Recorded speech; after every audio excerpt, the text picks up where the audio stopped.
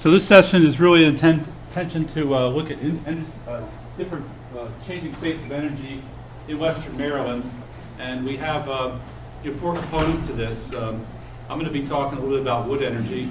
And John Emmerich is with Potomac Edison is going to be talking about changing market demand for electricity and how power is generated and distributed in the area. And Sean Seaman has come down. He's the power plant site assessor for the Maryland Department of Natural Resources, and talking about new hydroelectric opportunities, potential in Western Maryland. And finally, Bridget Kenny, who's his policy advisor with the Maryland Department of Environment, talking about update kind of on the Marcellus Shale, which we've heard a little bit about today. So with that, we just have a little session and kind of we can have a little wrap up at the end, and we'll be done for the day.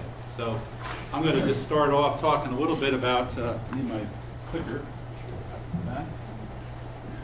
I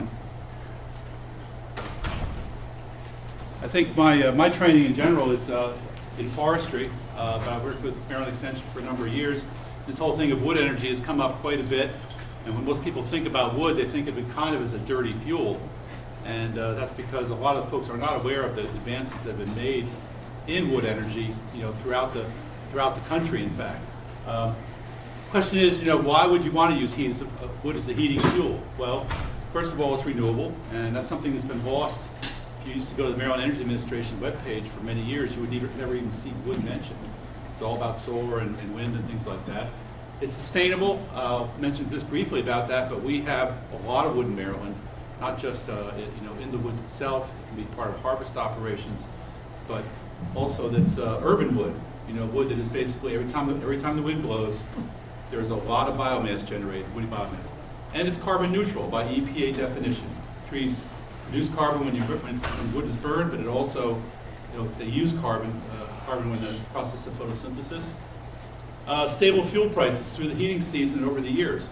And that's why wood is such a great fuel for heating commercial facilities, especially schools, which now have to have contingency funds of hundreds of thousands of dollars set aside because of increases in heating fuel and propane, for example, that may take place during the season, while heating fuel or with wood is a very stable fuel. A lot of energy savings compared to fuel, and that's what really makes wood a great investment in terms of commercial facilities, is because, especially when they're compared to higher priced fuels of oil, propane, electric. And a lot of wood energy technologies, which I'm just going to give you a brief overview here in terms of what we're talking about is using wood chips in commercial boilers, okay, instead of heating fuel oil or propane or electric, things like that. Many of these systems, they're available. They're clean burning technology. It's widely available. It's computerized. This is not granddad's, smoky stove.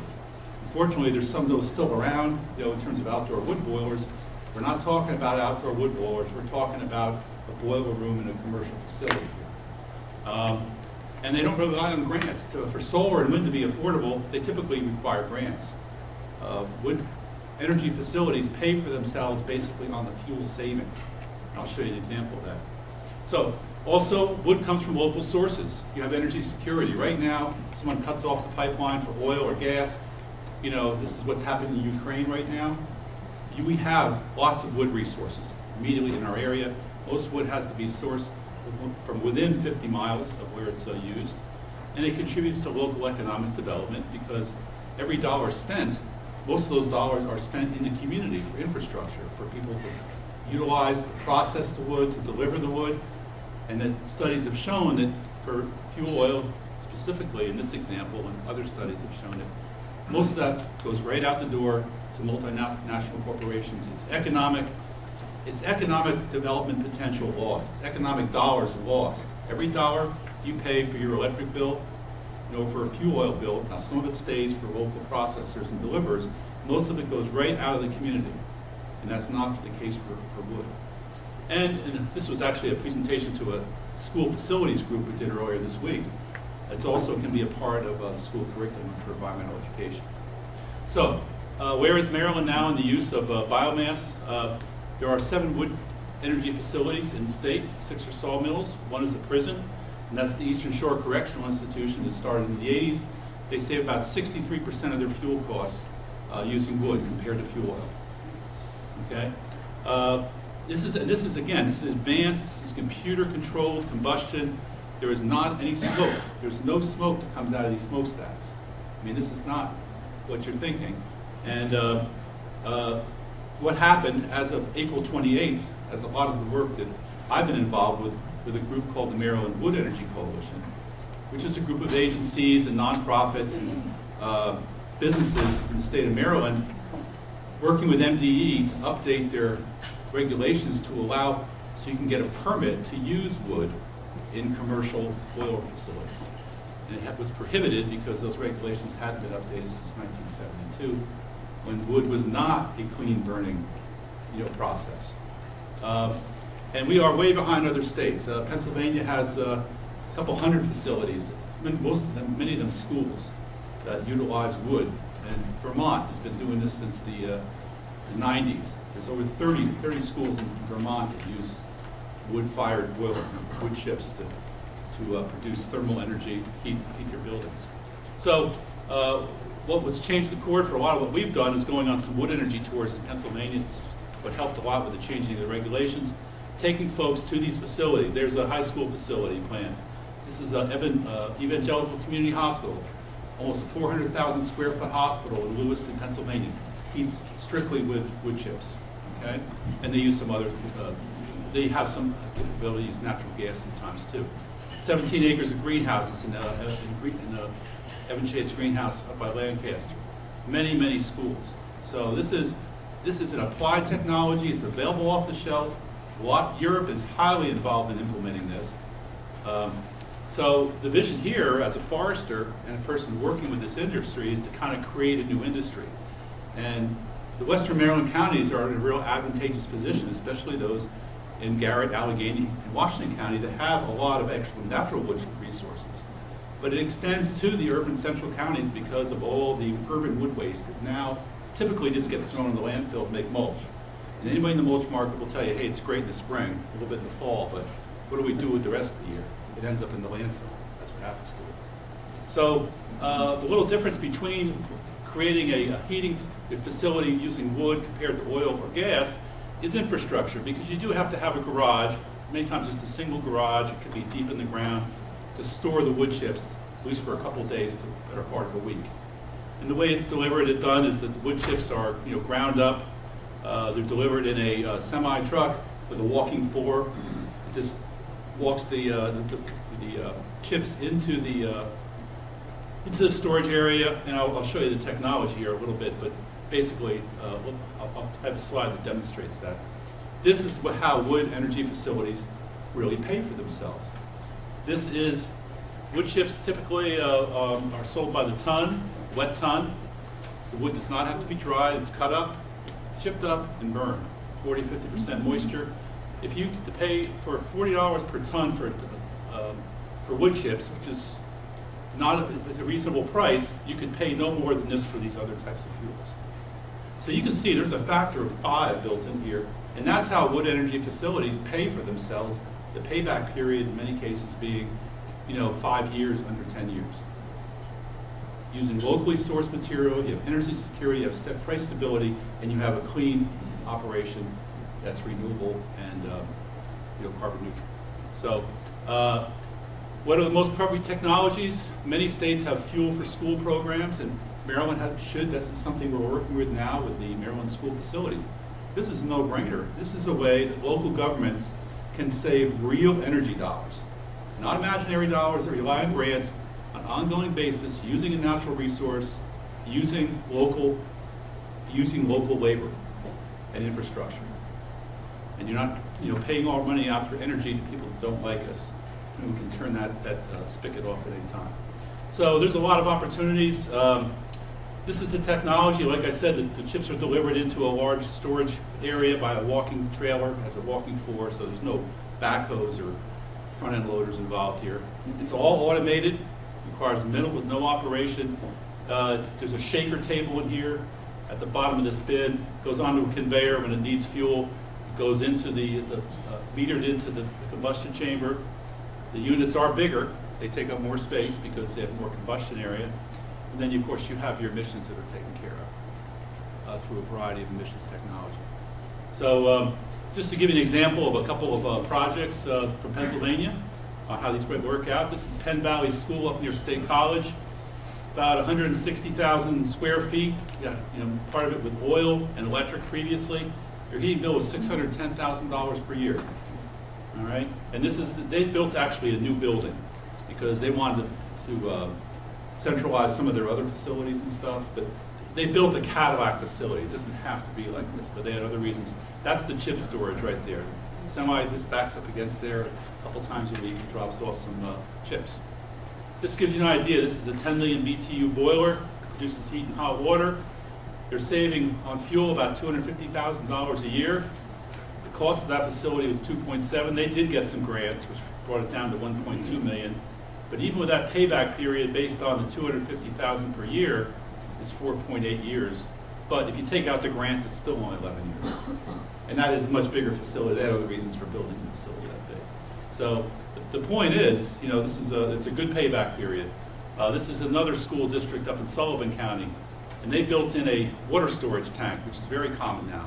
So you have thermal storage. In other words, you produce the heat in the boiler, and the thing likes to run at full boom, right? It wants to be on or off. So you store about 3,000 gallons of hot water in a thermal tank, and then you can meter that out as it's needed, and it allows for the use of a smaller boiler and a more regular delivery of hot water. But this is just another example. Total project cost of $1.65 million. First year fuel savings $115,000. We had a wind energy tour back in March, and these savings doubled this year for most of these facilities because of the winter we had. So the colder it is, the more money you're saving. Evangelical Community Hospital, 350,000 square foot plus, big steam boiler, $5 million. They did get some funds there. They're saving about $600,000 a year plus, and again, that went up last year. Payback 6 to 8 years. So Vermont's had since 2007, up till then, they've had over 30 schools that have installed wood chip heating systems. And some of the numbers are there. They save a bunch of money, obviously. And the question that comes up is about emissions, and that's what the new permit regulations provide. These are very rigorous emissions limits. And the advantage of wood over some of these other fuels, of course, is there's no NOx involved. The SOx is low compared to coal and things like that. It does put out, the particulates is the big issue. And that's what the technology does. See, the newer stoves that are out there, that's the whole idea. The hotter you can get it to burn, to recirculate, you burn those particulates up so you get more efficiency because you're more complete burning and you get fewer particulates to come out. So it's, these are very reasonable limits that can be met, and there are emissions technologies that can be used, anything from a cyclone to what's called an electrostatic precipitator, which can really strip out almost all the particulates. So, and that's where that's where all this work with MDE took about 2 years, was to get this, to educate them, because they said the same thing that many people in this room said. We know wood. We went on this wood energy tour into these facilities, and they expected to see some Marube with a pair of overalls and a corduroy jacket and axe, and a bunch of dirty wood laying around. And I can tell you that's what really sold them. Said it looks like a very clean boiler room, and if you didn't tell them that the chips were coming in on a little belt, metered in from a storage bin, most people never would have known that they were even burning wood. And you can't see it from the smokestacks. There's no smoke allowed, to come out of the smokestacks. Now, and again, this is a highly advanced technology. Europe's been doing this for years, and the question that always comes up from people: okay, well, but how much wood is there? When will it run out? And who will supply it? And the real question is, what it will cost tomorrow? That's what the people ask. And I don't have a lot of time to go into this, except to tell you that it is very stable. There is a lot of wood out there.